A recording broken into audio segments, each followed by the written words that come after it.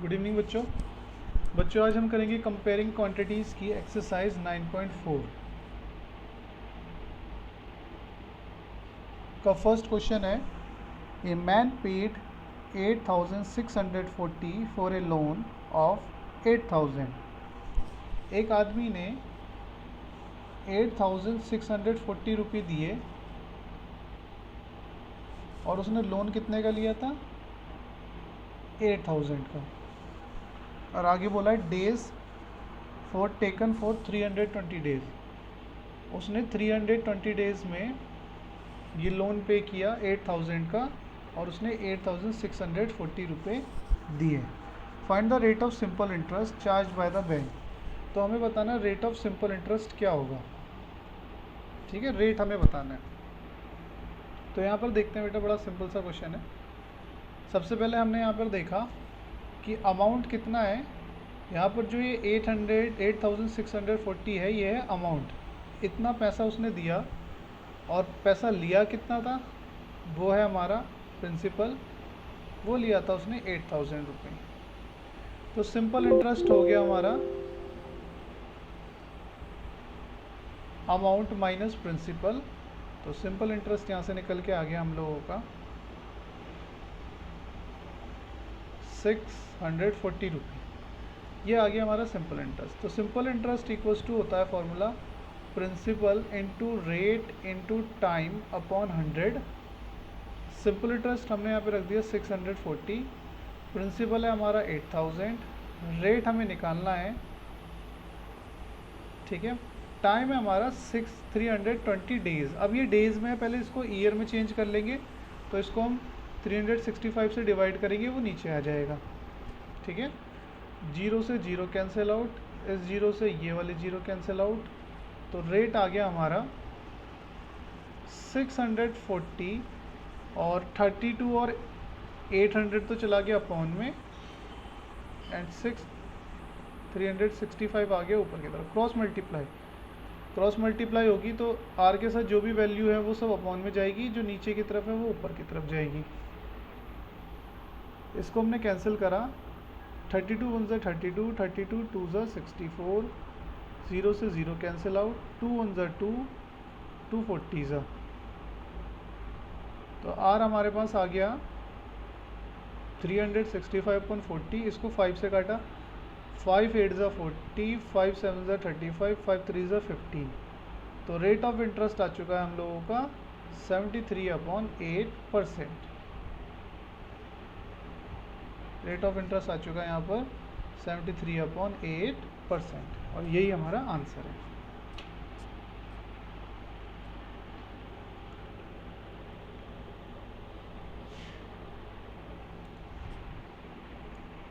ये था question number first, exercise 9.4 from Pearson.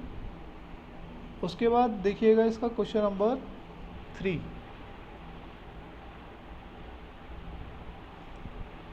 Question number 3 में बोला है Rajesh deposit a certain amount in A bank which become 3 times of it self in 16 year. Rajesh ने bank में कुछ पैसा जमा किया। ठीक है, हमें नहीं पता, तो मतलब जो भी जमा करेगा वो प्रिंसिपल, और वो कुछ टाइम बाद, कितने टाइम बाद 16 ईयर है ना, टाइम दे रखा है इसने 16 ईयर बाद वो 3 टाइम्स हो जाता है, मतलब 3p हो जाता है। हेलो हाँ बेटा, सर, बुक का आंसर दूसरा आ रहा है। बेटा वो उसमें आ रहा होगा, या तो पॉइंट में आ रहा होगा या मिक्स फ्रैक्शन में आ रहा होगा। ठीक है, सर पॉइंट में आ रहा है। हाँ इसको डिवाइड कर लीजिएगा, पॉइंट में आ जाएगा। 9 पॉइंट समथिंग आ रहा होगा। 9.12। हाँ बेटा, अब डिवाइड कर लोगे ना, वो सेम आ जाएगा। तो क्वेश्चन नंबर 2 का बोला है कुछ अमाउंट जो है वो, क्वेश्चन नंबर 3, राजेश कुछ बैंक में अमाउंट डिपॉजिट करता है, वो 16 ईयर्स में जो अमाउंट है वो 3 टाइम्स हो जाता है। जितना भी अमाउंट उसने डिपॉजिट किया था उसका 3 टाइम हो जाता है। Find the time required by the same amount.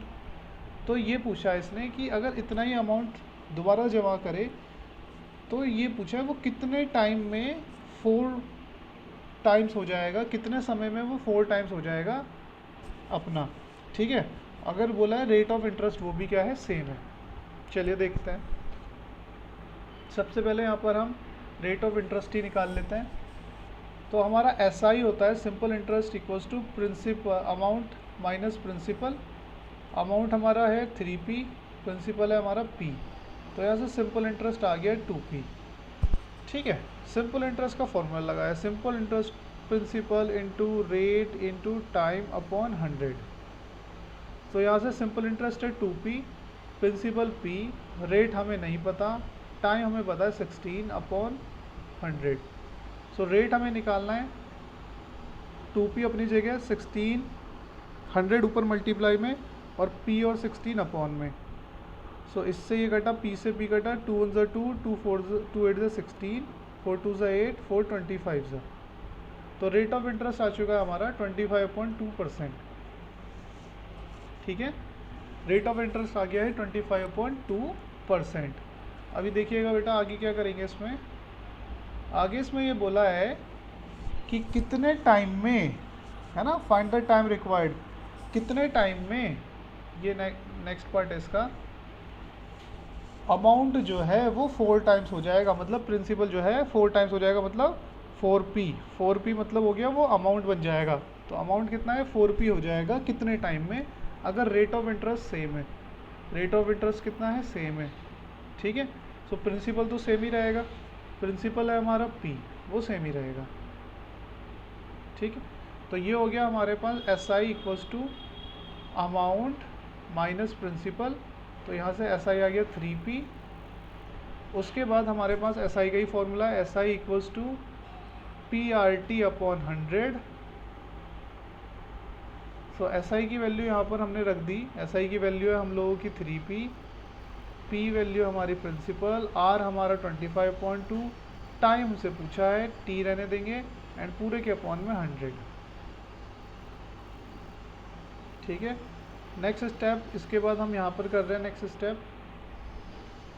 तो देखिए बेटा 3P upon P into 25 into T, और 2 चला गया नीचे 100 के साथ, तो 200। हमें निकालना है T, टाइम निकालना है हमें, टाइम कितना टाइम लगेगा। तो टाइम इक्वल्स टू 3P के साथ 200 मल्टीप्लाई में एंड P और 25 डिवाइड में। P से P कैंसिल हुआ, 25 1 25, 25 8 था।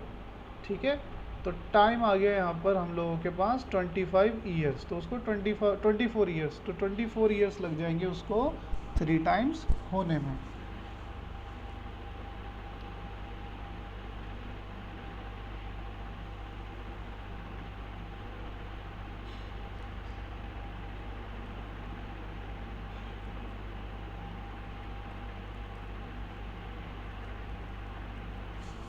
तो ये था हमारा क्वेश्चन नंबर 3।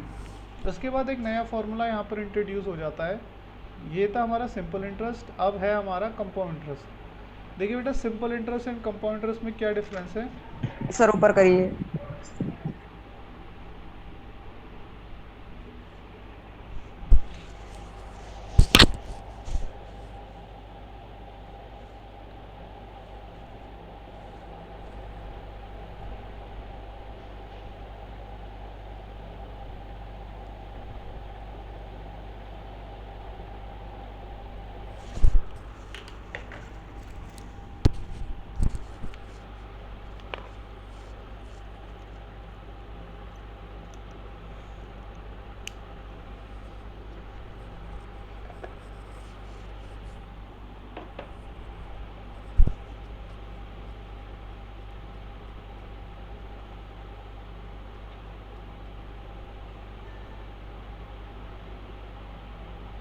हो गया सर, हो गया। ओके, देखिए बेटा नेक्स्ट फॉर्मूला है कंपाउंड इंटरेस्ट। तो सिंपल इंटरेस्ट और कंपाउंड इंटरेस्ट में क्या डिफरेंस है, इसको समझ लेते हैं पहले। सिंपल इंटरेस्ट हो गया सिंपली इंटरेस्ट, कंपाउंड इंटरेस्ट हो गया अगर आपको इंटरेस्ट के ऊपर भी इंटरेस्ट पे करना पड़ जाए तो उसको कंपाउंड इंटरेस्ट बोलेंगे। जैसे आपने 100 रुपये बैंक से लिए थे, simple interest and compound interest दोनों पे 1 ईयर के लिए। ठीक है, 1 ईयर के लिए लिए थे, 1 साल के लिए। 10% आपका जो था रेट ऑफ इंटरेस्ट था दोनों में, 1 ईयर। ठीक है, 1 ईयर के लिए दोनों ही लिए थे, 1 ईयर के लिए और दोनों का जो रेट ऑफ इंटरेस्ट है वो भी आपको 10% के हिसाब से देना था। तो कंपाउंड इंटरेस्ट हो जाएगा आपका 100 का 10%, तो 100 का 10% हो गया 10, और इस 10 का भी 10% 1, तो टोटल अमाउंट आपको देना पड़ गया 100 प्लस 10 प्लस 1, मतलब 111 रुपये आपको देना पड़ गया 1 साल बाद। जबकि सिंपल इंटरेस्ट में आपको केवल कितना देना है, 10 का 100 का 10%, मतलब कि 10 और प्लस 100, तो 110। तो कंपाउंड इंटरेस्ट होता है कि आपको इंटरेस्ट के ऊपर भी इंटरेस्ट देना पड़ता है, और सिंपल इंटरेस्ट होता है आपको सिंपली जो भी आपने लिया है उसी पे आपको इंटरेस्ट देना है, आपको इंटरेस्ट के ऊपर इंटरेस्ट नहीं देना होता है। तो ये डिफरेंस है कंपाउंड इंटरेस्ट और सिंपल इंटरेस्ट में। तो कंपाउंड इंटरेस्ट के फॉर्मूलाज होते हैं कुछ, उनको देख लेते हैं बेटा। सबसे पहला फॉर्मूला है कंपाउंड इंटरेस्ट का, amount equals to principal 1 plus rate upon 100 और इंटू एन यहाँ पर टाइम है, ठीक है। Amount equals to A for amount equals to principal bracket में 1 plus rate upon 100 to the power n, ठीक है। अगर बोल दिया जाए कि टाइम बोल दिया जाए हाफ एली, ठीक है, ऐसे बोल दिया जाए कंपाउंडेड हाफ एली, कुछ ऐसा लिखा आ जाए कंपाउंडेड हाफ एली। सो इसमें हम लोग क्या करेंगे, इसमें हम टाइम को तो कर देंगे डबल, ठीक है, और रेट को इस केस में क्या कर देते हैं, रेट को कर देते हैं हाफ, ठीक। तब हमारा फॉर्मूला क्या बन जाता है, देखिए तब फॉर्मूला बन जाएगा सबको सेम, बस आपके पास जो भी अमाउंट है उसको, सॉरी जो भी आपका टाइम है उसे डबल कर दीजिए और रेट को कर दीजिए हाफ, मतलब 2 से डिवाइड, टाइम को 2 से मल्टीप्लाई, आंसर बिल्कुल सेम आएगा, ठीक है बेटा। तो ये आज आप इसको दोनों को फॉर्मूले को अच्छे से रिवाइज करिए और ये दोनों क्वेश्चंस करिए, है ना। इसके ऊपर कल हम कुछ एक्सरसाइज कराएंगे फिर पूरी आपको। आज देवेंद्र